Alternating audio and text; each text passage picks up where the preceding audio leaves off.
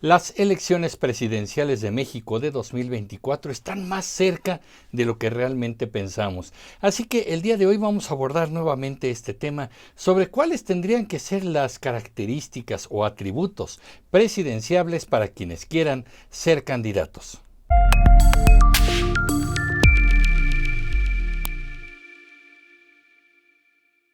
Así es, bueno, pues ya estamos a mitad de febrero de 2023 y pues vienen dos pruebas de fuego para México, las elecciones en dos entidades importantes, la más importante de ellas por su población es el Estado de México y también desde luego el Estado de Coahuila. Ahí ya se han perfilado diferentes candidatos de los diferentes partidos políticos y ahí estamos viendo una competencia muy feroz en la cual unos se dicen a los otros las buenas y las malas, pero sobre todo las malas. Hoy quiero platicarles un poco acerca de cuáles deberían ser características, en mi juicio, en mi criterio, de aquellos que quieren ser candidatos presidenciales y que debemos tomar en cuenta para hacer una correcta elección. Evidentemente, siempre que se habla de atributos o características de candidatos presidenciales, bueno, pues se habla del común, digamos, que yo ya no quiero abordar, que si tienen que ser buenos oradores, que si deben ser carismáticos, que si deben tener ciertos estudios, cierta trayectoria profesional, en fin, todo esto desde luego no lo descarto, me parece que son características importantes, pero no lo es todo. ¿Por qué? Porque este tipo de características se pueden preparar en los candidatos. Hay candidatos que probablemente son muy malas personas, muy malos funcionarios públicos, que pueden representar lo peor de la política, pero que en su entrenamiento lograron desarrollar estas habilidades y bueno, te caen bien y van y comen en las carreteras y comen con el pueblo y andan besando a medio mundo y ¡ay no! ¡Qué simpáticos son estos candidatos! No, son maravillosos. En realidad, a estas alturas, la realidad de México no requiere gente que te caiga bien o no requiere gente que sea bien simpática cuando le dices que es el mejor, que es el más guapo, que es la más guapa. No, necesitamos personas que realmente tengan la mentalidad y la estrategia para resolver los problemas fundamentales de nuestro país. Así que me brinco un poco estos aspectos y yo les voy a dar 4 características fundamentales a mi criterio que podrían ser importantes para un candidato. La primera de ellas es tener antecedentes pulcros y congruentes o coherentes. ¿Qué quiere decir esto? Miren, ningún candidato presidencial sale así de la nada, ¿no? Inevitablemente los candidatos son ya funcionarios que han ocupado algún cargo en el gobierno, que han sido diputados, senadores, han estado en alguna secretaría de Estado o han gobernado alguna entidad del país. Así que ya traen una carrera política, administrativa, profesional previa. Hay que ver que sean congruentes y que sean lo más impecable posible. Definitivamente, un candidato que ha estado acusado y bajo la lupa por acusaciones de corrupción, por tranzas, por haber metido, y lo de siempre, ¿no? Familiares en el gobierno, haberse hecho de una fortuna que no se puede explicar fácilmente. En fin, estos son señales de alarma para considerar que ese candidato, por más dinero que se le haya metido, por más carismático que parezca, no puede ser un buen candidato. Y también la congruencia y la coherencia. Es decir, que no haya sido un candidato que ayer estuvo en el partido del color tal y ahora se pasó al partido del color tal, pero luego se hizo independiente, luego se unió a la bancada de fulano de tal, porque lo invitaron a ese proyecto y él consideró que el proyecto de ese partido es el bueno y es el que México necesita. Estos políticos chapulines, tránsfugas, que andan de un partido a otro, que ya estuvieron por aquí, que ya estuvieron por allá, también son una mala señal, porque entonces quiere decir que estas personas se están moviendo a su conveniencia. En algunos casos, y tengo que decirlo, puede que el cambio de partido corresponda a una congruencia ideológica, si es que el partido se perdió en su ideología o ya se desvió hacia algún otro camino. Bueno, es muy válido decir, ¿saben qué? Ya no me gusta la línea que está siguiendo este partido político o este líder político, así que me voy y me voy a otro que coincida más conmigo. Pero en la mayoría de los casos, los políticos se mueven porque les conviene el nuevo partido, porque ahí sí podrían obtener la candidatura y eventualmente ganar una elección. Entonces hay que tener mucho cuidado. Esta característica es fundamental porque, por un lado, necesitamos que hayan tenido una buena trayectoria en su función pública, en el trabajo que han hecho, que hayan tenido buenos resultados, y lo segundo es que hayan sido coherentes ideológicamente en su carrera y no andar brincando para ver en dónde le convino más. La segunda característica tiene que ver con las ideas claras y concretas sobre la solución a problemas muy específicos de nuestro país. En estos momentos ya hay algunos precandidatos que están hablando y están planteando propuestas como si no entendieran la realidad que está viviendo el país. Sí, México está teniendo grandes problemas en los diferentes aspectos de su vida, como es seguridad, como es la economía, como es la salud, como es la educación. Y estos precandidatos, sean los del partido oficial o sean los de la oposición, están haciendo propuestas como si no estuviera pasando nada, como si estuviéramos viviendo una realidad casi maravillosa. Y bueno, vienen a hacer sus propuestas de ocurrencias, ¿no?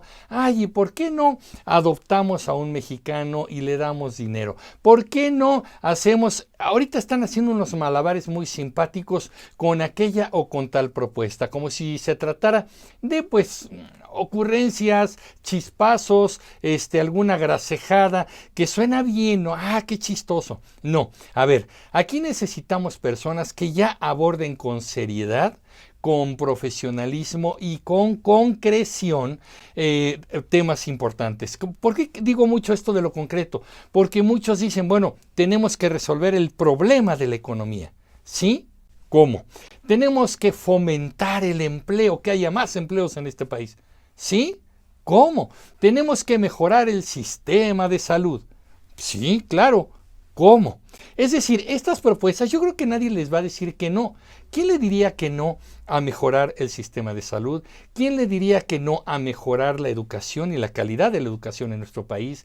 ¿Quién le diría que no a mejorar a la economía de los mexicanos? Yo creo que nadie estaría en desacuerdo con ello. El problema es que vienen a regalarnos frases muy vagas, muy ambiguas, muy vacías, que no llegan a un punto concreto. Ahora sí, necesitamos personas que nos digan, para resolver la crisis grave que tenemos en el tema de salud, vamos a hacer A, B, C y D. ¿Qué es lo que vamos a hacer en el tema de abasto de medicamentos? En el tema de la mala calidad en la atención médica en clínicas y en hospitales. O podemos brincar a la economía.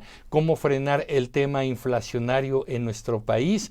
¿Cómo hacer que la economía sea más rendidora para los mexicanos y no sea solamente una cifra ahí en la macroeconomía que celebramos, pero que no se siente en el bolsillo? ¿Cómo vamos a mejorar el tema de la inseguridad? Para no decir, pasamos de 2,000 asesinatos a solo 500 asesinatos. No, habla con las víctimas, los familiares de alguna de esas víctimas de esos 500 asesinatos y diles, mire señor, mataron a su hijo, mataron a su hija, a su esposo, a su esposa, pero no se preocupe, usted ya es de los pocos asesinatos que tenemos en México. A ver quién le pone cara a los familiares de una víctima de la inseguridad. La idea es atacar estos problemas de una forma concreta, con una estrategia concreta, y creo que los políticos, sobre todo los que llevan ya muchos años, que tienen mucha experiencia, ya a estas alturas deberían haber hecho la tarea en su casa de establecer políticas y estrategias para plantearlas en sus campañas. No se trata nada más que vengan y nos digan, vamos a mejorar las condiciones de salud de las familias. No, ya nos tienen que decir cómo y cuándo, en qué plazos vamos a ir viendo esos resultados basados en qué estrategia. Si no hay eso, entonces tenemos un político hablador más que viene a prometer lo que no puede cumplir y que simplemente quiere enamorarnos con su presencia, con su palabrería, pero que no va a dar ningún resultado. Punto número 3, y lo tomo aparte porque es fundamental en nuestro país. Ideas claras y concretas en el combate a la corrupción. ya, no podemos estar hablando de combate a la corrupción y cada vez que salga un caso de corrupción, el gobernante en turno diga, no es cierto, o que nos diga, bueno, pero es una excepción porque ya, ahorita ya no hay tanta corrupción. Ese caso, pues sí, pero sí, pero no, y no ocurra nada. Seguimos en el país de no pasa nada. Y ahora sí, necesitamos a un candidato que nos dé ya estrategias concretas de cómo va a combatir a la corrupción. ¿Qué se va a hacer con los funcionarios corruptos? ¿Qué se va a hacer con las alianzas corruptas entre funcionarios, empresarios, delincuentes y todo aquel que quiera sacar provecho a partir del dinero de todos los mexicanos? El combate a la corrupción tiene que ser más que un discurso, más que una bandera, más que una buena intención. Tiene que ser ya una política concreta, probablemente con cambios en la ley. Ahí sí podríamos tener unas buenas reformas a la Constitución y a las leyes penales, civiles y todas las que correspondan para que entonces se castigue a los funcionarios. Los vamos a castigar, les vamos a inhabilitar 10 años. ¿Qué significa esto? Que el funcionario ya no va a poder trabajar en el gobierno durante 10 años. ¡Uy, qué castigote! El funcionario puede ir a hacer sus tranzas en otros lados. No, necesitamos que haya funcionarios que acaben en prisión, con sentencias largas, con reparación de daño, es decir, que les quiten sus bienes, sus posesiones que obtuvieron por medio de la corrupción y entonces se restablezcan este tipo de robos. Así que, bueno, no basta con esto. El problema de los gobiernos es que acusan la corrupción del de enfrente, del que es su adversario, pero cuando la corrupción ocurre en casa con los suyos, entonces ya no vi, ya no me doy cuenta, de qué me hablas, no es cierto, estás mal informado, yo tengo otros datos. Sí, así de concreto. Entonces, lo que necesitamos es ya políticos que tengan una estrategia concreta y obviamente cuando tengan una estrategia concreta de combate a la corrupción, van a incomodar a muchos, van a pisar a muchos callos, muchos funcionarios se van a enojar, muchos funcionarios, altos empresarios, gente del ejército, de las Fuerzas Armadas, se van a enojar y se van a incomodar porque ellos han sacado provecho de esta corrupción y por supuesto los van a atacar, los van a acusar, van a estar en constante combate a este tipo de candidatos. Pero lo que necesitamos ya también son candidatos valientes, conscientes de este asunto. Si se están vendiendo para dirigir a este país, lo mínimo que tienen que hacer es asumir esta función y este reto con valor, con valentía y con ideas concretas. El combate a la corrupción ya no tiene que ser una banderita más, un trapito blanco, tiene que ser una estrategia clara y concreta. Y el último punto que me parece fundamental también es la actitud ante el diálogo y ante los reclamos. Todos los candidatos son maravillosos para el diálogo, para platicar con aquellos que los llenan de halagos, aquellos que van a sus mítines convencidos de que son los mejores. Ahí sí, platican, insisto, besan a las personas, se abrazan, se toman la selfie, se toman la foto. ¡Ay, qué bonito, qué simpático es el candidato! Lo interesante es que hay que observar cuando el candidato recibe reclamos, justificados o no, reclamos respetuosos o no. Puede ser un reclamo grosero, puede ser un adversario que va con toda la mala leche a insultarlo o a reclamarle. En la política esto pasa. Yo siempre he dicho, si tienen el estómago muy delicado, no se dediquen a la política, porque en la política se va a confrontar mucho, de manera justa, de manera razonada o de manera injusta y de forma irracional. Así que tienen que estar preparados para ello. Lo interesante es observar a estos candidatos, qué tan dispuestos están para responder a los cuestionamientos, a las confrontaciones, a aquellos que están en desacuerdo. Y también a estas alturas ningún candidato puede darse el lujo de no asistir a un debate. No, es que en el debate me van a atacar mucho y puede dañar mi imagen. Un candidato que rehúye a un debate es un candidato que tiene mucho que ocultar y que no tiene las armas para responder cuestionamientos. Si te van a cuestionar y tienes la conciencia limpia y tienes ideas claras, tienes forma de responder en un debate. Aquellos que rehúyan a los debates son candidatos que no pueden ser confiables y no merecen ni la confianza ni el voto de los ciudadanos. Este es el momento de saber si los candidatos son democráticos y están abiertos al diálogo, sobre todo con aquellos que no son de su partido, que no coinciden con su ideología, porque también van a ser presidentes de ellos. No van a ser presidentes nada más de su partido, ni de las personas que concuerdan con ellos. Van a ser presidentes de todos los mexicanos. Hay que ver qué actitud tienen para el diálogo y sobre todo para responder la confrontación, el desacuerdo, por supuesto, el disenso. Así que aquí les dejo estas características. Espero que ustedes me digan qué opinan y qué otras características podríamos agregar a los candidatos. Y a medida que avancen los tiempos, vamos a seguir abordando esto y ya estaremos analizando personajes concretos que ya se están apuntando para llegar a la presidencia de México.